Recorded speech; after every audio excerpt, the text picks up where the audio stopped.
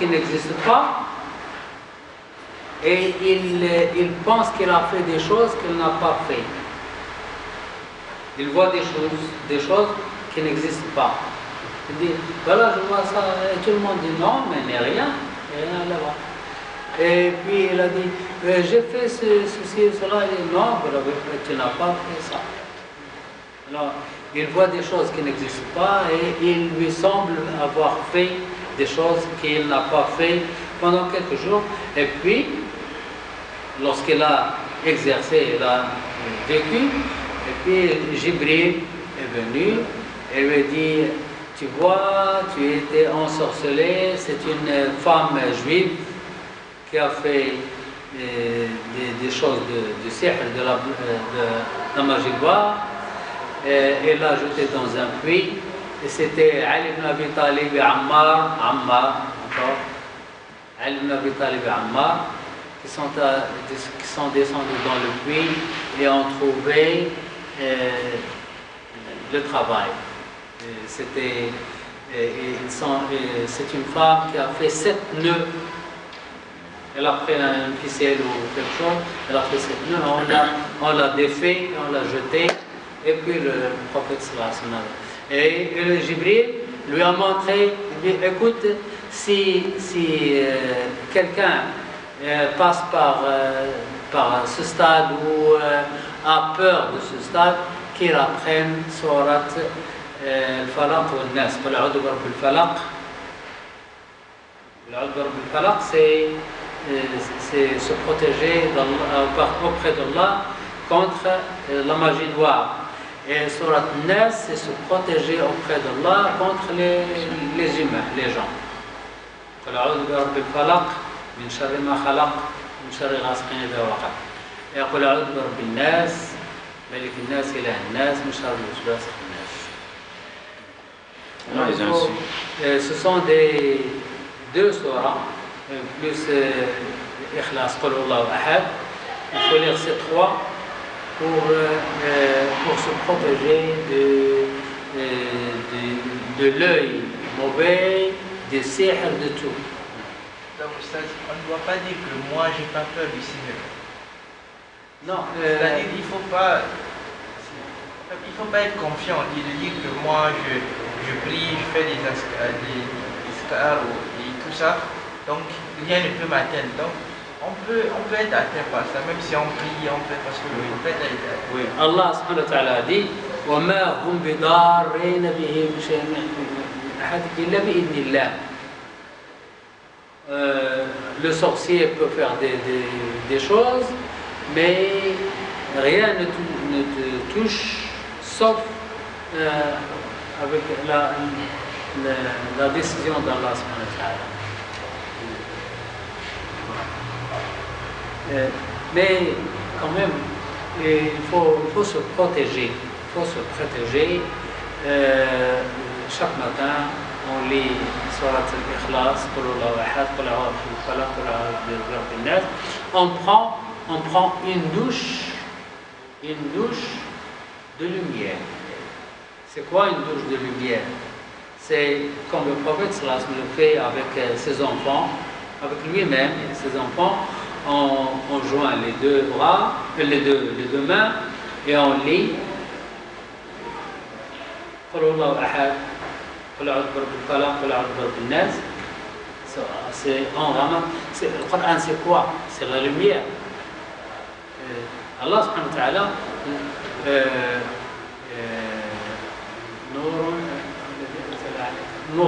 il dit que le Coran est de la lumière. Donc on lit dans la main et comme ça 3 fois, et on passe la main sur le corps. Toutes les parties qu'on peut toucher.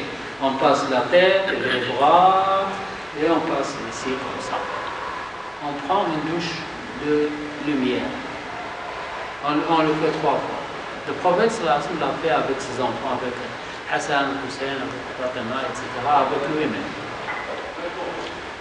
Ibn Talib et puis Ammar, eux ils ont su comment que c'est la femme juive qui a jeté les nœuds dans le puits.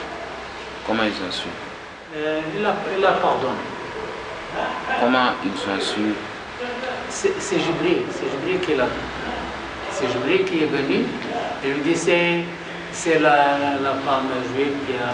il y a deux femmes. Il y a la femme juive qui a fait des sorcelleries et il y a la femme juive qui lui a donné à manger. Elle a demandé qu'est-ce qu'il veut, quelle est la partie que le prophète désire dans le mouton. On lui dit c'est l'épaule, il aime l'épaule. Elle a pris une épaule, elle l'a bien cuit et elle a injecté du poison. Elle a donné à manger. Elle dit voilà, je t'emmène hadiya, un cadeau. Et il a dit Bismillah, elle a mangé et elle a donné à un compagnon. Le compagnon est mort. Elle a mangé, elle est morte. Lui, il a mis un peu dans la bouche. Et c'est l'épaule qui a parlé et dit ne me mange pas, je suis empoisonné. Elle a enlevé le morceau de viande, elle l'a jeté, mais elle a quand même avalé quelques poisons. Et ce poison qu'elle a avalé, c'est pas beaucoup, c'est pourquoi elle n'est pas morte. Mais il y a un peu de poison qui s'infiltre dans son corps et il est resté jusqu'à la fin de sa vie. C'était la fin de sa vie, quelques jours avant sa mort. Et il dit à la fin, je sens toujours le mal du poison que j'ai goûté l'autre fois. Donc même si... Lui, il n'est pas mort, mais son compagnon est mort sur place. Et on a emmené la femme, on lui a dit, pourquoi tu as fait ça? Elle dit, j'ai fait un test. Je me dis, s'il est un prophète, elle va le savoir. S'il n'est pas prophète, elle va mourir et on se débarrasse de lui. Et il la libère. Ça ne l'a pas tué? Il ne l'a pas tué. Donc quand tu dis Bismillah, ça ne te protège pas contre le poison. Quand tu dis Bismillah en mangeant. Oui, quand on dit Bismillah, on dit toujours Bismillah avant de manger. Mais on dit Bismillah, si on sait qu'il y a du poison, il ne faut pas dire même Bismillah, il ne faut pas toucher. Oui. Si on sait qu'il est empoisonné. Oui. Et ça se fait une fois dans l'histoire, ça se fait avec Khalid bin Walid. Khalid bin Walid a pris le poison et l'a bu. Et rien ne lui arrive. Mais c'était dans une circonstance particulière. C'était la guerre et on a pris un prisonnier perse. Et les soldats ont emmené ce prisonnier, on lui dit voilà, on a trouvé ce Perse avec une bouteille de poison. Il veut faire mal à quelqu'un. Et Khalid comme il est le chef suprême, il lui dit pourquoi tu emmènes avec toi une bouteille de poison? Il dit j'emmène avec moi la bouteille de poison. Au cas où je suis prisonnier, je le bois pour ne pas dénoncer, pour ne pas dire des choses sur mon peuple, sur mon pays. Je préfère mourir qu'être un espion contre mon pays. C'est ce qu'il a dit. Et Khalid lui dit, tu sais que nous les musulmans, moi je n'ai pas peur du poison.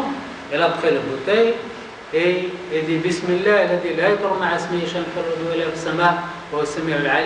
elle veut la boire.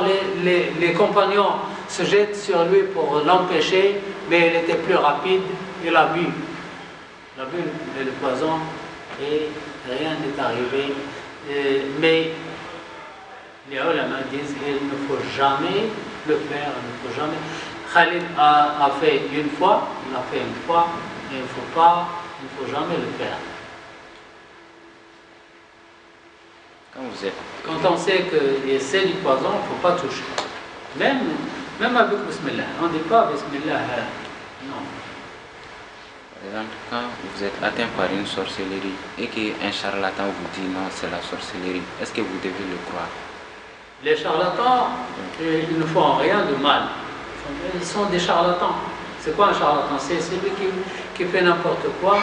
Et il dit voilà, tu prends ça, tu le mets sur la tête et tu auras beaucoup tu trouveras un trésor. Non, c'est le mensonge. Les charlatans ne sont pas des sorciers, ils sont des charlatans. Des charlatans qui ne font rien.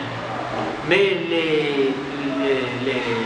les sorciers, c'est une science. La sorcellerie, c'est une science.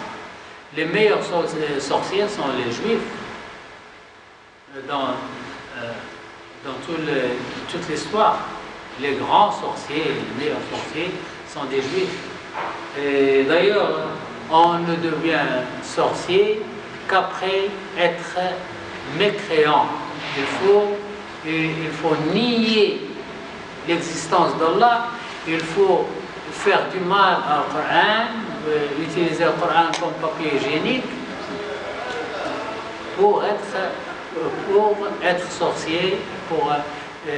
Être sorcier, c'est avoir un serviteur shaitan, un serviteur qui vous aide. Alors pour avoir un serviteur shaitan, il faut faire des choses sataniques. Et un sorcier veut dire un mécréant. C'est dans le Coran. Il ne faut pas avoir peur. Un musulman ne doit pas avoir peur ni de sorcier, ni de shaitan, ni de l'œil. Parce que si vous êtes avec Allah subhanahu wa ta'ala, Allah vous protège. Allah vous protège. À condition que vous faites beaucoup de dhikr. Et chaque œuvre a un dhikr. Quand vous entrez à la maison, il y a un dhikr. Quand vous sortez, il y a un dhikr.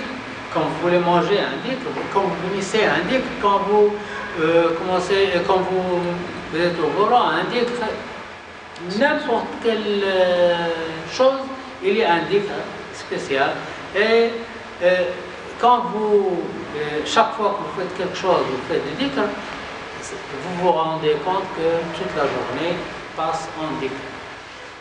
Parce que toute la journée, vous faites ceci, cela, et chaque fois que vous faites quelque chose, vous faites un dhikr. Ça, c'est dhikr Allah kathir. Allah vous protège. Et en plus, Allah subhanahu wa ta'ala nous donne des anges qui sont protecteurs. Des anges qui vont devant nous et derrière nous, qui nous protègent. لهم معقبات بين يديه ومن خلفه. Il y a des anges qui sont devant nous et derrière nous, qui nous protègent. Ils nous protègent. Parfois, il y a un caillou qui vient et il passe par là ou par là ou par là.